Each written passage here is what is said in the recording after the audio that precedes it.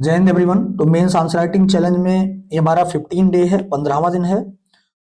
और इसमें हम एथिक्स का एक ऐसा प्रश्न ले रहे हैं, एक ऐसा फॉर्मेट ले रहे हैं जो आयोग द्वारा बार बार रिपीट किया जाता है। और यह देखने में बहुत ही आसान लगता है, लेकिन इसका एक अच्छा आंसर करना उतना ही ट्रिकी और चैलेंजिंग होता है। तो आप इसको प्रॉपर देखिए। तो इससे दो चीजें हैं, आप एक तो सीख जाएंगे कि कैसे इस तरह के प्रश्न को डील करने, और दूसरी चीज कि आप यदि नहीं भी पढ़े हैं तब भी इसका आंसर देना सीख जाएंगे। तो देखिए, प्रश्न है कि आपके अनुसार अकॉर्डिंग टू यू एक लोक सेवक यानी पब्लिक सर्वेंट में कौन से चार मूल्य, फोर वैल्यूज एसेंशियल हैं, अनिवार्य हैं, और प्रत्येक को संक्षेप में स्पष्ट कीजिए। Explain each of them briefly. तो देखिए, इस कंडीशन में होता क्या है, एक होता है कि जब हम इस प्रश्न को पढ़ते हैं एग्जाम हॉल में, और यदि हमारा माइंड प्रेशर में है, एक्सर्शन का कंडीशन है, तो उसमें हमारा अप्रोच हो जाता है रिएक्टिव, प्रतिक्रियावादी। उस रिएक्शन में हम क्या करते हैं, कोई चार मूल्य जो हमारे माइंड में आया, जो हम रटे हुए हैं अच्छे से, उस वैल्यूज को मेंशन कर देते हैं और उसमें हम उसको डिफाइन कर देते हैं, एग्जाम्पल देते हैं, और बहुत करते हैं तो कोट्स दे दिए। तो हमें लगता है कि हमने एक बेस्ट आंसर लिख दिया। लेकिन होना क्या चाहिए कि आपका वहां पर रिएक्टिव अप्रोच नहीं होना चाहिए, बल्कि रिस्पॉन्सिव होना चाहिए।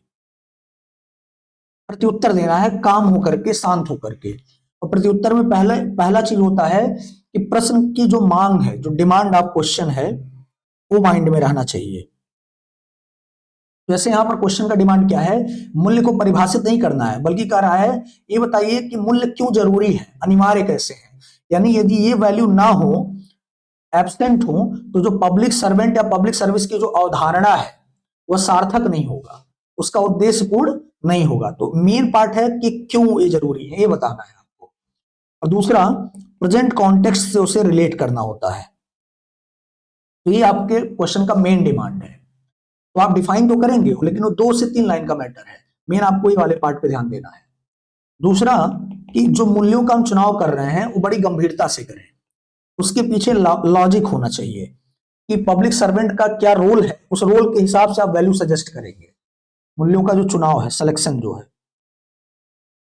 और इसमें ध्यान क्या देना होता है कि जब भी वैल्यू सेलेक्ट करिए तो ये बताइए कि एक जो पब्लिक सर्वेंट है वो कानून का अनुपालन करने वाला हो, और साथ साथ उसके अंदर एथिकल वैल्यू भी हो, एथिक्स भी हो। तो ये दोनों जब जहां पर इंटरसेक्ट करेंगे, वही वैल्यू चाहिए एक सिविल सर्वेंट के अंदर। ठीक है, यानी वह कानून का अनुपालक तो हो, साथ साथ उसकी अंतरात्मा की आवाज भी एक्टिव होनी चाहिए। तो इस तरह की वैल्यू आप सजेस्ट करेंगे। अब देखिए, कौन से चार हम मूल्य लें, इसके लिए आपको कॉन्सेप्ट समझना होगा। कॉन्सेप्ट ये समझना है कि पब्लिक सर्वेंट की अवधारणा क्या है। अब देखिए, आप पब्लिक सर्वेंट की बात करें तो जो पब्लिक सर्विस है, इसको बनाया गया तो कुछ अथॉरिटी दिया गया, प्राधिकार दिया गया, और अथॉरिटी में इसे कुछ शक्तियां दी गई जो रिटर्न है मैक्सिमम, और कुछ डिस्क्रिशनरी है, मतलब परिस्थिति जन्य है, सर्कमस्टांशियल है, कि जहां पर लॉ एब्सेंट हो वहां पर ये अपने विवेक से डिसीजन ले सकते हैं। बहुत सारा रिसोर्स दिया गया लोगों का कल्याण करने के लिए, और इनके पास बहुत ही सेंसिटिव क्रीडेंशियल होता है, बहुत ही गोपनीय, बहुत ही महत्वपूर्ण सूचना होता है। वो सूचना राष्ट्रीय सुरक्षा से जुड़ा हो सकता है, आपके जिले के लॉ एंड ऑर्डर से जुड़ा हो सकता है। ठीक है, तो ये कहा गया कि एक व्यक्ति को, एक पद को हम दे रहे हैं इतनी शक्तियां, प्राधिकार। और दूसरा, इन्हें ड्यूटी दिया गया। देखिए, कॉन्सेप्ट समझेंगे तभी आप वैल्यू का सिलेक्शन कर पाएंगे। कर्तव्य बताया गया कि इसका प्रयोग ये क्या करें, लोक कल्याण के लिए, पब्लिक वेलफेयर के दृष्टि से करेंगे, और यही संविधान का लक्ष्य भी है। तो संविधान के जो कॉन्स्टिट्यूशनल गोल्स हैं, संविधान के लक्ष्य को प्राप्त करना इनकी प्राथमिकता है, प्राथमिक कर्तव्य है, जिसमें पॉलिसी बनाने में हेल्प करना, पॉलिसी को इंप्लीमेंट करना। ठीक है, और दूसरा बताया गया कि जो पब्लिक सर्वेंट होंगे वो क्या करेंगे, एक स्टेक होल्डर होता है गवर्नमेंट, एक होता है सिटीजन, एक होता है एडमिनिस्ट्रेशन। तो इनका काम है कि पब्लिक सर्वेंट का, कि एडमिनिस्ट्रेशन और गवर्नमेंट के बीच, ब्यूरोक्रेसी और गवर्नमेंट के बीच क्या करें, एक बेहतर हार्मोनी एस्टेब्लिश करें, जिससे दोनों मिल करके एक साथ संविधान के लक्ष्य को प्राप्त करने में काम कर सके। और दूसरा, गवर्नमेंट और सिटीजन के बीच ब्रिज का काम करें, सेतु का। ये दो रोल इनको दिया गया मेन। और तीसरा एक हिडन रोल है, वो है ये है थर्ड रोल, कि वर्तमान परिदृश्य में हमारी सोसाइटी, पॉलिटी, इकोनॉमी, कल्चर, ये सब ट्रांजिशन के फेज में है, क्योंकि यहाँ ग्लोबलाइजेशन का, टेक्नोलॉजी जैसे एआई का, इंटरनेट का, सोशल मीडिया का जो प्रभाव है, इसे क्या संक्रमण स्वरूप दे रहा है, ट्रांजिशन का रूप दे रहा है। तो इससे कई परिवर्तन ऐसे हो रहे हैं जो हम सोचे ही नहीं थे। तो इस परिवर्तन के अनुरूप पॉलिसी को क्या करना, एडजस्ट करना, बेहतर एडॉप्टेशन करना, अनुकूलन करना, क्योंकि कहा गया है कि सर्वाइवल ऑफ द फिटेस्ट, जो अपने वातावरण से बेहतर अनुकूलन स्थापित करेगा वही सर्वाइव करेगा। तो ये तीसरा काम है इनका। इसलिए हम उसको बताते हैं आंसर स्ट्रक्चर में कि वैल्यू जब भी बताएंगे तो क्यों जरूरी है, तो ये दोनों एंगल आ जाएगा जो मैंने अभी बताया, हार्मोनी स्टैब्लिश करना और ब्रिज बनाने वाला जो काम है। तीसरा जो बताया था प्रेजेंट कॉन्टेक्स्ट, इसीलिए आपको ऐड करना है। ठीक है, अब देखिए, अब कहा गया कि ये सिविल सर्वेंट ऐसा तभी कर पाएंगे, कैसा मतलब ये अथॉरिटी और ड्यूटी को बैलेंस कब कर पाएंगे, जब उनके अंदर कुछ मूल्य हो, कोई कुछ वैल्यू हो। और वैल्यू कैसे हो, तो इसको लेकर के कई कमेटी गठित हुई जिन्होंने अपने रिकमेंडेशन दिए। एक कमेटी है जैसे नोलन समिति, आप लोग पढ़े होंगे, नोलन कमेटी। इसने कहा कि 7 मूल्य बताया कि एक सिविल सर्वेंट के अंदर जरूरी है, जैसे लीडरशिप हो गया, ओपननेस हो गया, अकाउंटेबिलिटी हो गया, तो ये सारे वैल्यूज ने बताई। इसी तरीके से second ARC, administrative reform commission, प्रशासनिक सुधार आयोग, इसने रिकमेंड किया कि जैसे नेतृत्व, ट्रांसपेरेंसी, अकाउंटेबिलिटी, ऑब्जेक्टिविटी, इम्पार्शियलिटी, निष्पक्षता, वस्तुनिष्ठता, ये सारे मूल्य होने चाहिए सिविल सेवक के अंदर, तभी सिविल सेवक अपने उद्देश्य को पूर्ण कर पाएगा। इसी तरह DOPT, department of personal and training, कार्मिक एवं प्रशिक्षण विभाग जो है, इसने कहा 4E, यानी कौन से वैल्यू हो, 4E। 4E मतलब एक E है एथिक्स, यानी उसके अंदर जो नीति शास्त्र, कानून का अनुपालन करने का लक्षण होना चाहिए। दूसरा है E फॉर एथोस, एथोस मतलब उसका सोच कैसा हो, टीम स्पिरिट रहे उसके अंदर, पब्लिक फर्स्ट, लोग पहले उसकी प्राथमिकता में हो, सेवा करना। तीसरा ये है इक्विटी, समानता, टीम को एक साथ लेकर के चलना, समानता के लिए काम करना। और चौथा ये है आपका एफिशिएंसी, यानी अच्छा निष्पादन देना, परफॉर्मेंस अच्छा देना, आउटपुट अच्छा देना। तो ये तीनों अलग अलग डिपार्टमेंट ने, कमेटी ने अपने रिकमेंडेशन दिए।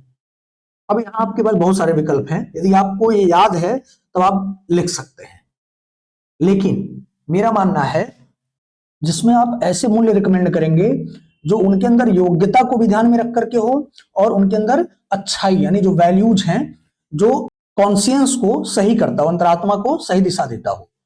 और एक चीज और आप ध्यान रखेंगे कि वैल्यूज बताते समय जो हम गलती करते हैं कि हम कई बार सिमिलर वैल्यू बता देते हैं, यानी एक जैसे वैल्यू, उसमें ध्यान नहीं देते हैं कि क्या इसका पर्पज है। तो एक जैसे वैल्यू को रिपीट नहीं करना है। जैसे हम एग्जांपल दे रहे हैं, एक वैल्यू जैसे कैसे हैं, एक जैसे वैल्यू कि एक होता सिंपैथी, सहानुभूति, फिर होता एम्पैथी, समानुभूति, और फिर होता आपका कंपैशन, करुणा। तो इनमें से यदि आप 2 वैल्यू चुन रहे हैं, इसका मतलब आप एक ही वैल्यू को रिपीट कर रहे हैं, एक चीज। दूसरा, लार्जर, एक जैसा वैल्यू जो हो उसमें लार्जर वैल्यू को, जो लास्ट वैल्यू उसी को चुनना चाहिए। जैसे कंपैशन सबसे बड़ा है तो आप चुनाव हरदम कंपैशन का करेंगे, एम्पैथी का नहीं। तो अब देखते हैं कैसे हम वैल्यू सेलेक्ट कर रहे हैं। देखिए, वैल्यूज में मैंने कहा उनकी भूमिका याद रखिए, माइंड में क्या रूल इनको दिया गया है, और वर्तमान परिस्थिति, 2 चीजों को लेकर के आपको वैल्यू को सेलेक्ट करना है। पहला आप देखेंगे, उनको कहा गया है कि आप लोगों के कल्याण के लिए, वेलफेयर के लिए आप पावर को यूज करिए, रिसोर्स को यूज करिए। लेकिन एक प्रॉब्लम क्या देख रहे होंगे आप बड़े पैमाने पे, करप्शन का। करप्शन में मिस यूज ऑफ अथॉरिटी भी आता है, मिस यूज ऑफ रिसोर्सेज भी आता है, पर्सनल गेन को, पर्सनल इंटरेस्ट को पब्लिक इंटरेस्ट पे वरीयता देना, ये भी करप्शन है। और बहुत सारे IAS या जो देखेंगे ब्यूरोक्रेट जो हैं, वो खुद करप्शन में इन्वॉल्व है, उन पे चार्जेस लगते हैं। तो ऐसे में प्रॉब्लम आ रहा है कि उनके सेइंग, शपथ तो लेते हैं कि हम ईमानदारी से काम करेंगे, संविधान के लिए काम करेंगे, लेकिन बाद में खुद वो गलत, रॉन्ग प्रैक्टिसेस में इन्वॉल्व हो जाते हैं। तो यहाँ पे लैक करता है आपका इंटीग्रिटी, इंटीग्रिटी, सत्यनिष्ठा। तो एक वैल्यू तो आप जरूर चुनिए। इंटीग्रिटी को आप डिफाइन करिए, क्या है इंटीग्रिटी। तो आप बताएंगे मनसा वाचा कर्मणा, मनसा वाचा और कर्मणा मतलब मन से, वचन से और कर्म से, by thought, by saying, by action, ये तीनों में क्या होना चाहिए, इंटीग्रेशन होना चाहिए, उसी को इंटीग्रिटी कहा गया है। कथनी करनी में आपके अंतर ना हो, कथनी और करनी एक जैसा हो, ठीक है, ये इंटीग्रिटी है। एग्जाम्पल आप देना चाहें तो यहाँ पे गांधी जी आ जाएंगे, बहुत बड़ा एग्जाम्पल है। करंट से भी आप बहुत सारे ब्यूरोक्रेट्स को दे सकते हैं जो ईमानदारी के मिसाल हैं। इसी तरीके से मेन आपको बताना कि वाई क्यों जरूरी है, तो आप बताएंगे इससे क्या होगा कि मिस यूज ऑफ जो अथॉरिटी है वो रुकेगा, प्रिवेंट होगा। तो miss use of authority, resource, ये सब प्रिवेंट होगा। एक चीज बता दी आपने। दूसरा, खुद आप एक अच्छा उदाहरण प्रस्तुत करके लोगों में वर्क कल्चर, यानी जो पॉजिटिव वर्क कल्चर है संगठन में, उसको मजबूत करेंगे और अल्टीमेट क्या करेंगे, कॉन्स्टिट्यूशनल गोल के लिए काम करेंगे। तो ये हो जाएगा इंटीग्रिटी। ऐसे बहुत सारे आप आर्गुमेंट दे सकते हैं और वर्तमान संदर्भ का आप रिपोर्ट लेकर के भी दे सकते हैं क्यों जरूरी है पब्लिक यूज करना, रैशनल यूज ऑफ रिसोर्सेज। बता सकते हैं ऑक्सफैम का रिपोर्ट है जो कहता है 1% लोग के पास इतनी परसेंट संपत्ति कंसंट्रेटेड है। वैसे में गरीबी, बेरोजगारी, बहुत सारी समस्याएं हैं, ठीक है। आप देखिए दूसरा वैल्यू जब चुनाव करेंगे तो आप ध्यान में रखिए कि भारत में बहुत बड़ी प्रॉब्लम आप देखते होंगे, कम्युनल वायलेंस, महिलाओं के खिलाफ हिंसा। तो जितना वायलेंस या जो प्रॉब्लम्स आप देख रहे हैं, अलग अलग वर्ग की समस्या है, जनजातियों के खिलाफ। अभी एक एंजल चकमा नाम का लड़का था, उसको मार दिया गया उत्तराखंड में, टिप्पणी, नस्ली टिप्पणी करके। तो ऐसे बहुत सारे केसेस हैं, ये दिखाते हैं कि आपके यहाँ जो प्रॉब्लम्स है मेनली वो जुड़ा हुआ प्रॉब्लम डाइवर्सिटी को लेकर के आपका दृष्टिकोण क्या है। डाइवर्सिटी को लेकर के यदि आपके अंदर टॉलरेंस है तो आप डाइवर्सिटी को डिविडेंड समझेंगे एक ब्यूरोक्रेट्स के रूप में। आप क्या समझेंगे, विविधता लाभांश का दृष्टिकोण होगा आपको, आपका, आप उसे हार्नेस करने का प्रयास करेंगे। लेकिन इनटॉलरेंट हो गए यदि, तो वो वायलेंस में कन्वर्ट होगा, मिस यूज ऑफ अथॉरिटी यहां पर होगा, आप खुद बायस हो करके डिसीजन लेंगे। तो इसके लिए कहा गया कि आपके अंदर होना चाहिए इम्पार्शियलिटी, निष्पक्षता।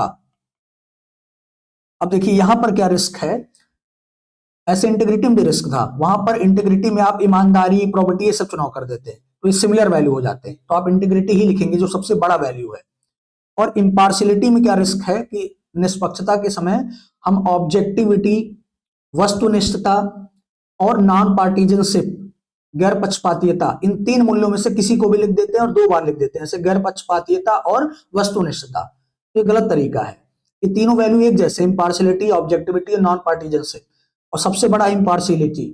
इसको आप इसका चुनाव करेंगे और जब इसको जस्टिफाई करेंगे कि ये क्यों जरूरी है और वर्तमान संदर्भ से जोड़ेंगे, तब उसमें आप वस्तुनिष्ठता को रिलेट कर दीजिए, ऑब्जेक्टिविटी को और नॉन पार्टीजनशिप को, कि कैसे वर्तमान में आप देखेंगे जो संस्थाएं हैं वो लोकतांत्रिक रूप से यदि उनके ऊपर कोई डेमोक्रेटिक तरीके से न चलने का कोई आरोप लगा रहा है तो वो खतरनाक है डेमोक्रेसी के लिए, लोकतंत्र के लिए। लोकतंत्र की सफलता इस बात पर निर्भर करती है कि ब्यूरोक्रेट्स हार्मोनी बनाए रिलेशन में पॉलिटिकल पार्टीज के साथ, लेकिन किसी पॉलिटिकल आइडियोलॉजी को समर्पित ना हो, डेडिकेटेड ना हो, उसके मेंबर की तरह काम ना करें। इसको आप जस्टिफाई करिए तो उसमें नॉन पार्टीजनशिप ऑटोमेटिकली आ जाएगा। इसी तरीके से थर्ड पॉइंट है आपका, तीसरा मूल्य का जब आप चुनाव करें सब कुछ सही है, मान लीजिए आप इंटीग्रिटी, ईमानदार हैं, आप निष्पक्ष हैं, लेकिन जो हमारे यहाँ व्यापक गरीबी है, बेरोजगारी है, जो देखेंगे हिंसा है, या जितनी भी प्रॉब्लम सोसाइटी की है, वहां पर एक और डिमांड करता है कि आप उनके दुख को, उनके पीड़ा को, उनके पेन को खुद महसूस कर रहे हैं कि नहीं, एम्पैथेटिक है कि नहीं, समानुभूति है कि नहीं आपके अंदर। समानुभूति होगा तब एक कदम आगे बढ़ के आप एक्शन लेंगे, उसको बोला गया करुणा, कंपैशन। तो एक वैल्यू है कंपैशन, इसको सेलेक्ट करिए। अच्छा, जब आप इसको लिखें तो आप कोट्स भी दे सकते हैं, जैसे दलाई लामा का कोट्स है करुणा पे कि love and compassion are necessities not the luxury, ये आवश्यकता है, विलासिता नहीं है।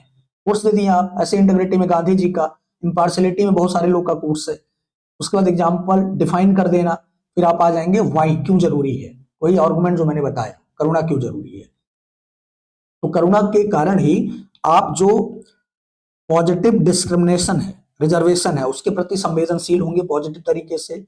जो गरीब लोग हैं उनके लिए पॉलिसीज को इंप्लीमेंट करने के लिए एफर्ट करेंगे, संवेदनशील होंगे। जो समाज का वंचित वर्ग है उसके प्रति आपके अंदर दया भाव होगा, करुणा होगा, तो उसके विकास के लिए, उत्थान के लिए आप काम करेंगे। तो इसलिए जरूरी है। तीसरा मूल्य हो गया है। चौथा एक चीज ध्यान देना, केवल मूल्य होने से, अच्छा सोच होने से आप एफिशिएंट नहीं माने जाएंगे ऑर्गेनाइजेशन के लिए। चौथा एक चीज आप हरदम बताना कि जो क्या हो, आउटपुट से रिलेटेड हो, एफिशिएंसी से रिलेटेड हो। तो इसमें आप चौथा मूल्य हरदम आपके पास जब भी विकल्प कुछ वैल्यू बताने का, एक चीज आप बताओ कि सिविल सर्वेंट के अंदर क्या होना चाहिए, इनोवेशन, नवाचार और एंटरप्रेन्योरशिप एक साथ लिखना। अच्छा, कई लोग हैं जो, एक चीज और बता दें आपको, जो सोचते हैं नेतृत्व, नेतृत्व बहुत बड़ा गुण है, ये तो होना चाहिए, लेकिन आप यदि एडजस्ट करना चाहें तो इसको आप यहां करना कंपैशन के साथ, लीडरशिप विद कंपैशन ऐसे लिख देना। लीडरशिप एंड कंपैशन नहीं, लीडरशिप विद कंपैशन, करुणा के साथ नेतृत्व, तो इसी में समाहित हो जाएगा वो। अब देखिए, मैंने कहा इनोवेशन या एंटरप्रेन्योरशिप, नवाचार एवं उद्यमिता हो उसके अंदर, नवाचार एवं उद्यमिता, ठीक है, जिससे प्रोडक्शन एफिशिएंसी बढ़ सके ऑर्गेनाइजेशन का। तो इसमें आप देखेंगे कि नवाचार यदि होगा तभी आप क्या कर पाएंगे, चीजों को, नई चीजों को अडॉप्ट कर पाएंगे। और वर्तमान समय में क्या है कि चीजें बहुत गतिशील है, समाज, अर्थव्यवस्था, राजनीति, अलग अलग प्रॉब्लम्स क्रिएट हो रहे हैं। तो ऐसे में आप यदि नवाचारी नहीं होंगे तो प्रॉब्लम आपके लिए बड़ा बनता जाएगा, चैलेंजिंग होता जाएगा। नवाचारी होंगे तो आप टेक्नोलॉजी अडॉप्ट करेंगे, डीबीटी, ई गवर्नेंस, जैम, ये भी कोई ब्यूरोक्रेट से सुझाया होगा मोदी जी को, जैम, जनधन आधार मोबाइल, ठीक है, ये सब क्या है, technology, AI in governance, artificial intelligence in governance. तो इन सब का प्रयोग करेंगे तो मनरेगा से, पीएम किसान सम्मान निधि से करप्शन लीकेज कम होगा, जीरो होगा, और देश क्या होगा, करप्शनलेस बनेगा, विकसित होगा, ठीक है। तभी हम जाकर के विजन @ 2047 को क्या कर पाएंगे, अच्छा अचीव कर पाएंगे, उसको प्राप्त कर सकेंगे। तो ये तो रहा मूल्यों का चुनाव। अब हम आपको बताएं कि एग्जैक्ट आंसर लिखेंगे कैसे। तो देखिए, पहले एक इंट्रोडक्शन होगा। इंट्रोडक्शन में आप क्या बताइए कि एक प्रभावी सिविल सेवक के लिए सेकेंड एआरसी, नोलन समिति और डीओपीटी बहुत सारे मूल्यों का सुझाव देते हैं। अब आप उन मूल्यों को जैसे करके सत्यनिष्ठा, ठीक है, नेतृत्व, इंटीग्रिटी और लीडरशिप करके आप फुल स्टॉप करिए, 4-5 वैल्यू लिख दीजिए, इनका सुझाव देता है। लेकिन मेरे अनुसार, आप कंटिन्यू करिए, लेकिन मेरे अनुसार निम्नलिखित मूल्यों का होना अनिवार्य है। अभी आपने लिख दिया। पहला, जैसे मान लीजिए आपने लिखा सत्यनिष्ठा, इंटीग्रिटी, इंटीग्रिटी को आप 1 से 2 लाइनों मैक्सिमम डिफाइन करिए। जैसे कि एक व्यक्ति में क्या होना कि सामान्य एवं विपरीत दोनों परिस्थितियों में, नॉर्मल और एडवर्स दोनों सर्कमस्टांस में, उसके थॉट यानी उसके विश्वास, मन से, वचन से, उसके सेइंग, उसके बोली से और उसके एक्शन में इंटीग्रेशन होना चाहिए। हो गया डेफिनेशन। इसके बेस्ट एग्जांपल हैं गांधी जी, ठीक है, इसको दे दीजिए। आप जो भी एग्जांपल देना चाहिए, करंट से भी दे सकते हैं, ये दे दिया आपने। अब बताइए क्यों जरूरी है। तो स्टार्ट करिए कि रेलिवेंस एंड नेसेसिटी,